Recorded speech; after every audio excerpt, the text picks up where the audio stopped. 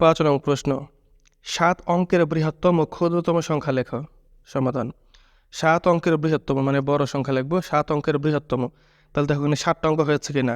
1 2 3 4 5 6 7, 7টা অঙ্ক হয়েছে এবং 9 দিয়েছি, মানে 7 অঙ্কের বৃহত্তম সংখ্যা হচ্ছে 7টা 9।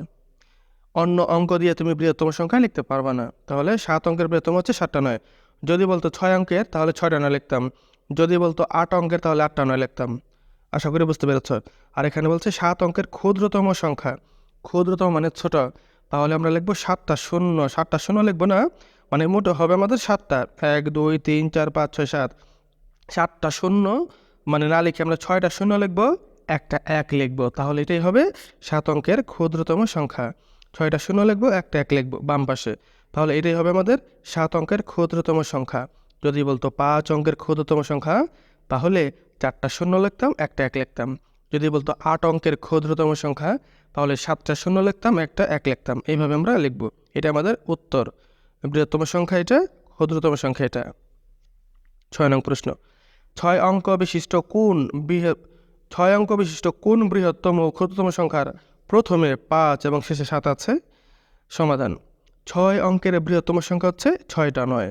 6 অঙ্কের বৃহত্তম সংখ্যা 6টা 9 লিখে দিলাম, কিন্তু শর্তে বলা আছে প্রথমে 5 এবং শেষে 7 থাকতে হবে। তাহলে কি করব? সুতরাং নির্ণেয় বৃহত্তম সংখ্যা হবে এই যে 6টা যে 9 লিখেছি এটাই লিখব, শুধু প্রথমে 5 লিখে দেব, শেষে 7 লিখে দেব, মানে প্রথম আর শেষের 9টা কেটে দিয়ে প্রথম 9-এর জায়গায় 5, শেষের 9-এর জায়গায় 7, আর মাঝখানে 4টা 9 বসবে। তাহলে এটা আমাদের একটা হলো। আবার বলছে নিচে 6 অঙ্কের ক্ষুদ্রতম সংখ্যা। 6 অঙ্কের ক্ষুদ্রতম সংখ্যা হচ্ছে 5টা শূন্য, একটা 1। এটা হবে 6 অঙ্কের ক্ষুদ্রতম সংখ্যা, কিন্তু শর্তে বলা আছে প্রথমে 5 এবং শেষে 7 থাকতে হবে। তাহলে এই যে প্রথমে যে 1 রয়েছে, 1-এর জায়গায় 5 বসাবো, আর শেষে যে শূন্য, একটা শূন্য কেটে দিয়ে 7 বসাবো, এই যে বসিয়ে দিলাম।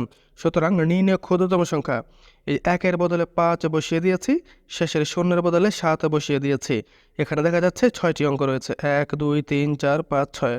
তাহলে আমাদের উত্তর হবে, এটা হবে উত্তর আর এটা উত্তর।